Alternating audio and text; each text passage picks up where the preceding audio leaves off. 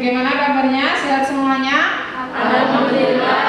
Alhamdulillah alamin. Suatu nikmat yang sangat besar sekali yang diberikan Allah kepada kita, yaitu berupa kesehatan dan kesempatan bagi kita untuk bisa belajar pada hari ini. Karena di beberapa waktu yang lalu kita belum bisa belajar secara tatap muka. Bersyukur ya anak-anak ya. Ya. Untuk mengawali pembelajaran pada pagi hari ini, silakan ketua kelas untuk memimpin berdoa. Duduk, siap, gerak. Berdoa, mulai. Bismillahirrahmanirrahim.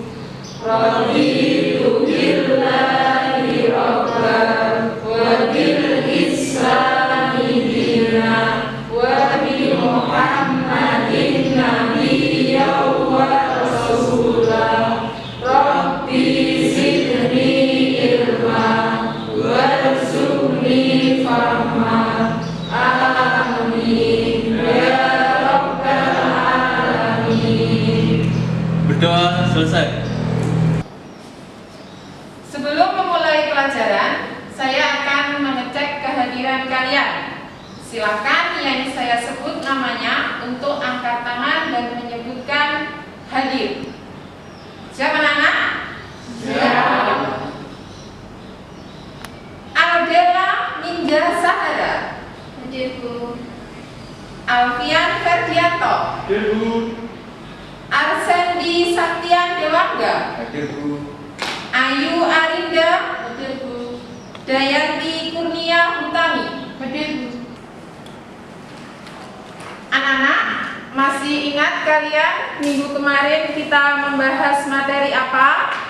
Berpikir kritis dan bersikap demokratis. Oke, ya betul. Minggu kemarin kita membahas tentang berpikir kritis dan bersikap demokratis. Nah, untuk mulai minggu ini kita membahas KD baru, yaitu tentang pernikahan dalam syariat Islam. Materi ini diberikan kepada kalian kelas 12. Harapannya adalah bisa menjadi bekal kalian nantinya jika kalian sudah lulus, sudah kuliah, sudah kerja, dan sudah siap untuk berumah tangga. Nah, aturan-aturan itu nanti yang akan kita pelajari, yaitu tentang pernikahan yang sesuai dengan syariat Islam. Oke, untuk tujuan pembelajarannya adalah setelah proses pembelajaran ini, siswa diharapkan mampu menjelaskan ketentuan pelaksanaan pernikahan berdasarkan syariat Islam. Tujuan yang kedua, setelah berlatih membaca dalil, siswa mampu menjelaskan dalil-dalil tentang ketentuan pelaksanaan pernikahan berdasarkan syariat Islam. Dan yang ketiga, setelah melakukan analisis dan evaluasi, siswa mampu mengemukakan prinsip-prinsip pernikahan berdasarkan syariat Islam. Itu tujuan pembelajarannya. Nanti diharapkan semuanya bisa tercapai dalam pembelajaran kita mempelajari tentang pernikahan berdasarkan syariat Islam. Maka kegiatan pembelajarannya yang pertama adalah kita bagi kelompok menjadi 3. Setelah itu nanti kalian saya berikan video pembelajaran. Silahkan kalian lihat. Setelah itu kalian diskusikan bersama. Apabila ada permasalahan atau sesuatu hal yang ingin kalian komentari, setelah itu kalian ungkapkan, dan komentar yang diberikan setiap kelompok akan ditanggapi oleh kelompok yang lainnya. Saya bentuk kelompok menjadi 3 kelompok untuk kegiatan hari ini sesuai dengan kalian berhitung ya. Nanti kalau kalian nomor urut 1 kelompok 1, nomor urut 2 kelompok 2, nomor urut 3 kelompok 3. Oke? Nah, sekarang berhitung mulai dari Nova. 1, 2, 3, 1, 2, 3, 1, 2. Oke, semuanya sudah dapat kelompoknya masing-masing ya. silahkan kalian duduk dan membawa mejanya ya sesuai dengan kelompoknya masing-masing. Karena nanti kalian akan bekerja secara kelompok. Oke anak-anak, silahkan dikerjakan. Yuk, sesuai dengan kelompoknya.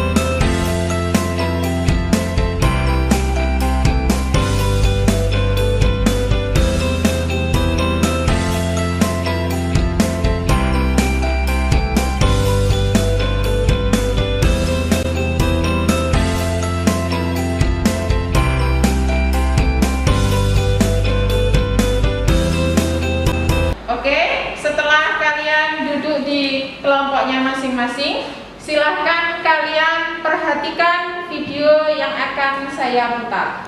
Perhatikan benar-benar, perhatikan baik-baik. Jika nanti ada sesuatu hal yang ingin kalian tanyakan atau menjadi suatu permasalahan, silahkan nanti diungkapkan untuk nanti kita diskusikan bersama. Oke?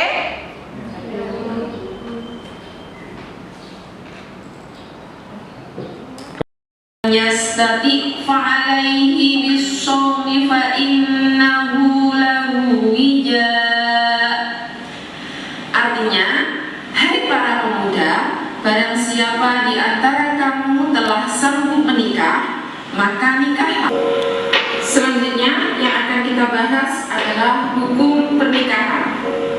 Hukum pernikahan pada dasarnya itu wajib. Wajib adalah ketika seseorang telah mampu atau sanggup menikah dan bila tidak menikah, dia khawatir terjerumus ke dalam perzinahan, maka golongan orang-orang seperti itu wajib hukumnya untuk menikah. Golongan yang kedua adalah sunnah, yaitu bagi orang-orang yang sudah mampu menikah tetapi masih sanggup untuk mengendalikan godaan yang menjerumus kepada perzinahan. Sedangkan yang ketiga adalah makruh, yaitu bagi orang-orang yang telah memiliki keinginan atau hasrat tetapi ia belum mampu mempunyai bekal untuk memberikan nafkah tanggungannya. Setelah kalian melihat video pembelajaran tadi, saya yakin dalam benak kalian, dalam pikiran kalian pasti banyak pertanyaan yang ingin kalian ungkapkan. Oke anak-anak, 5 menit sudah berlalu. Sekarang saya yakin setiap kelompok sudah punya pertanyaan masing-masing. Silahkan kelompok 1 untuk mengungkapkan pertanyaan. Salah satu silahkan berdiri untuk menyebutkan pertanyaannya. Saya Adila dari kelompok 1 ingin bertanya. Salah satu rukun nikah adalah wali, di mana wali adalah bapak kandung dari calon pengantin perempuan. Jika bapak kandung sudah meninggal, siapa yang berhak menjadi wali? Terima kasih. Oke, pertanyaan yang cukup bagus ya, karena kita semuanya yang perempuan punya wali nikah. Nah, wali nikah yang utama itu adalah bapak kandung kita. Nah, kalau bapak kita sudah meninggal, siapakah wali nikah kita? Oke, pertanyaan kita simpan ya. Kita ganti dengan kelompok yang kedua. Silakan mengajukan pertanyaan. Saya Bu dari kelompok 2. Ya, silakan. Perkenalkan, nama saya Jiri Sato dari kelompok 2 ingin bertanya. Di masa pandemi seperti sekarang ini, di mana kita dilarang berkumpul atau bergelombor dalam jumlah besar, hal ini akan berimbas juga pada prosesi pernikahan. Bolehkah prosesi ijab kabul dilakukan secara virtual? Terima kasih. Oke, ini juga pertanyaan yang cukup menarik dari kelompok 2 ya. Selanjutnya pertanyaan dari kelompok 3. Saya ingin bertanya dari kelompok 3. Setelah berdiskusi, kami memiliki pertanyaan. Salah satu syarat dari adanya pernikahan adalah calon pengantin pria dan wanita. Keduanya bukan mahram. Apa yang dimaksud mahram itu? Terima kasih.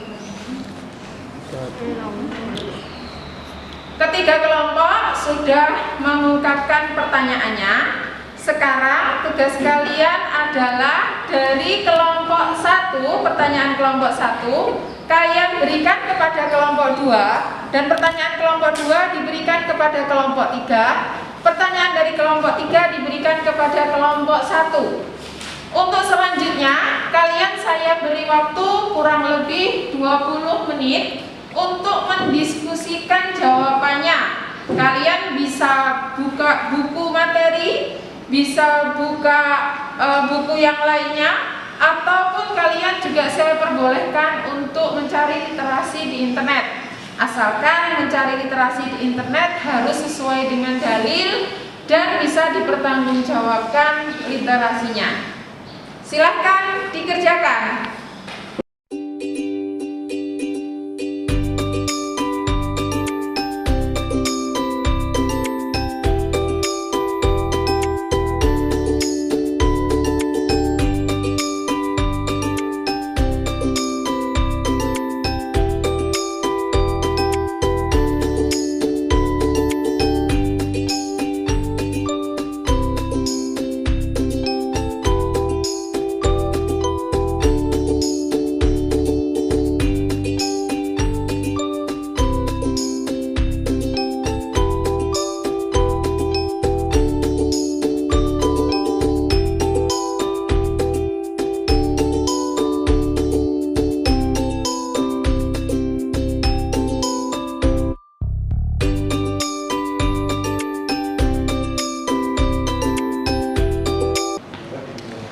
Setelah kalian berdiskusi dengan kelompok kalian, maka sekarang silahkan kalian perwakilan dari setiap kelompok 1 orang untuk mempresentasikan hasil dari diskusi kelompok kalian. Saya mulai dari kelompok 1 dengan cara menyebutkan soalnya dari kelompok 3 tadi apa, kemudian hasil diskusinya apa, silahkan dipresentasikan. Perkenalkan, nama saya Lukman Nuristi dari kelompok 1. Saya akan menjawab pertanyaan dari kelompok 2. Sebelum itu saya akan membacakan soal dari pertanyaan dari kelompok 3. Salah satu syarat dari adanya pernikahan adalah calon pengantin pria dan wanita, keduanya bukan mahramnya. Apa maksud dari mahram itu? Saya menjawab. Mahram adalah orang yang haram untuk dinikahi. Kita sering salah menyebutkan kata mahram dengan muhrim, padahal ini berbeda. Muhrim adalah orang yang sedang berihram, sedangkan mahram adalah orang yang haram kita nikahi. Mahram atau muhrim dibagi menjadi 3. 1. Wanita yang haram dinikahi karena keturunan, yaitu ibu kandung dan seterusnya ke atas, anak perempuan kandung dan seterusnya ke bawah, saudara perempuan sekandung sebapak atau seibu, saudara perempuan dari bapak, saudara perempuan dari ibu, anak perempuan dari saudara laki-laki dan seterusnya ke bawah, dan anak perempuan dari saudara perempuan dan seterusnya ke bawah. 2. Wanita yang haram dinikahi karena hubungan sesusuan, yaitu ibu yang menyusui dan saudara perempuan sesusuan. 3. Wanita yang haram dinikahi karena perkawinan, yaitu ibu dari istri, anak tiri, ibu tiri, menantu, dan wanita yang haram dinikahi karena mempunyai pertalian muhrim dengan istri. Sekian jawaban dari saya. Oke, setelah kelompok 1 mengungkapkan pendapatnya, silakan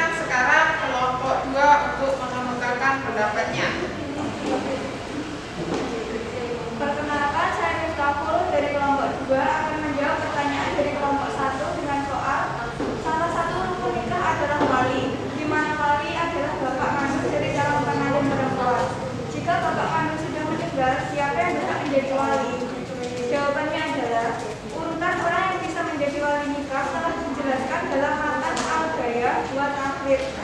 Halaman 31 karya Imam Abu Suja yang dilansir dari laman NU Online yakni sebagai berikut. Nomor 1, ayah. Nomor 2, kakek. Nomor 3, saudara lelaki kandung. Nomor 4, saudara lelaki seayah. Nomor 5, paman. Nomor 6, anak lelaki paman dari pihak ayah. Jika dari ke-6 daftar urutan wali nikah tersebut tidak ada, maka orang yang bisa menjadi wali nikah adalah wali hakim. Sekian dari kelompok 2. Oke, terima kasih.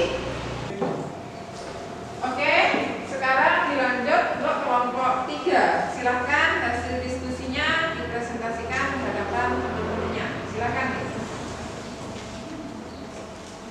Kami kelompok 3 mendapat pertanyaan dari kelompok 2, yaitu di masa pandemi seperti sekarang ini, di mana kita dilarang berkumpul atau bergerombol dalam jumlah besar. Hal ini akan berimbas juga pada prosesi pernikahan.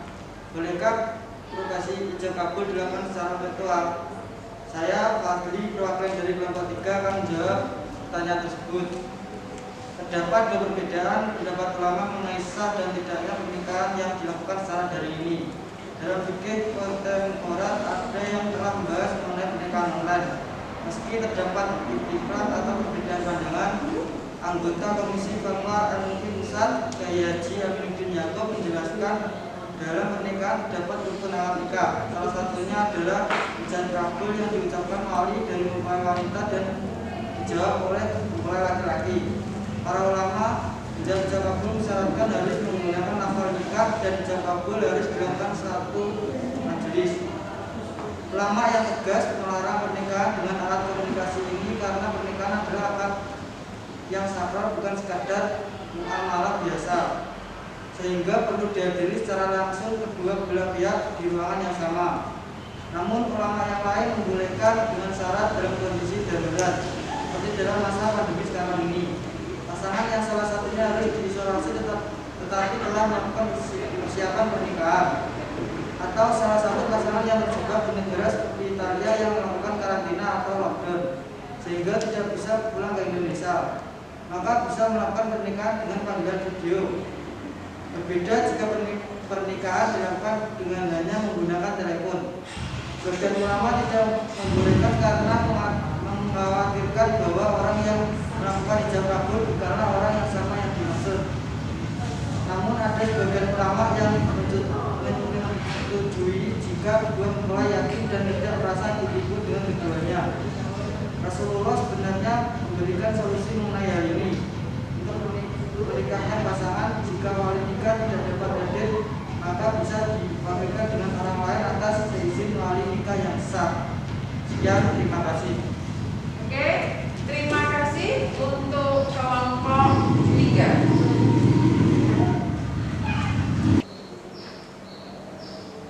Oke, Nana, dari diskusi yang sudah kalian lakukan, maka kita dapat mengambil kesimpulan ya dari 3 permasalahan tadi. Yang pertama adalah tentang bagaimana hukumnya menikah dengan kondisi pandemi, yaitu dengan video call atau video conference ya. Nah, ada perbedaan pendapat dari beberapa ulama, ada yang membolehkan, ada yang tidak. Yang memperbolehkan diperbolehkan dengan catatan bukan lewat telepon, tapi lewat video call, sehingga orangnya jelas terlihat. Karena kita ditakutkan kalau ada unsur kebohongan dari prosesi pernikahan itu. Itu yang untuk kesimpulan dari yang pertama. Kemudian tadi sudah disebutkan juga tentang mahram nikah dan juga yang terakhir adalah wali nikah. Saya kira tadi sudah cukup jelas semuanya. Oke, untuk itu yang terakhir saya akan mengadakan evaluasi pembelajaran yang akan saya berikan kepada kalian untuk mengukur ketercapaian kompetensi pada pembelajaran hari ini. Nah, untuk evaluasinya sudah saya bikinkan soal, cukup kalian jawab soal yang ada di Google Classroom kalian. Silahkan kalian buka menggunakan HP-nya. Silahkan dibuka di Google Classroom, kemudian di topik pernikahan menurut syariat Islam, kemudian kemudian ada soal di situ. Saya kasih waktu 5 menit untuk menjawab pertanyaan yang ada di soal tersebut. Silakan. Dan nanti nilainya akan tertera di layar.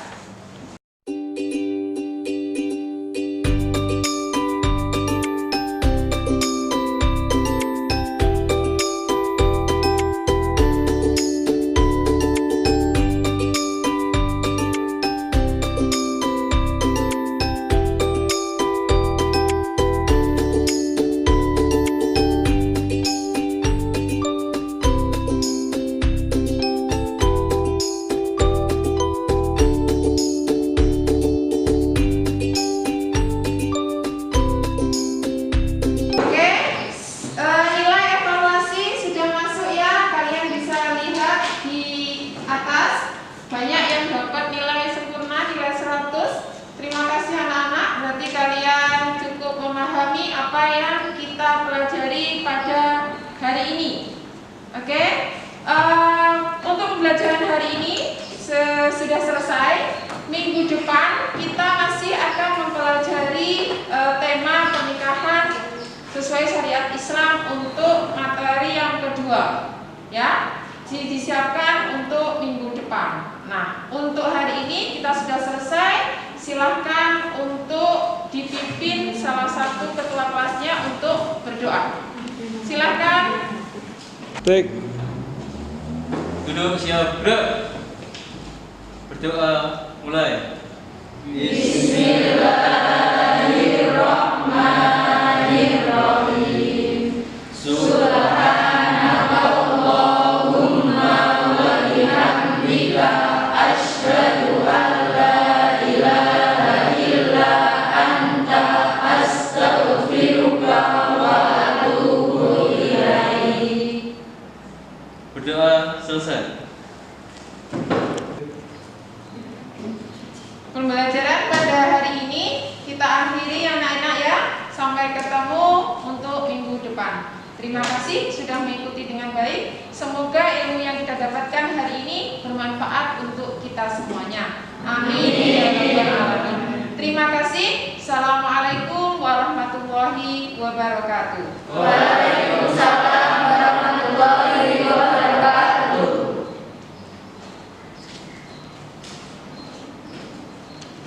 Terima kasih.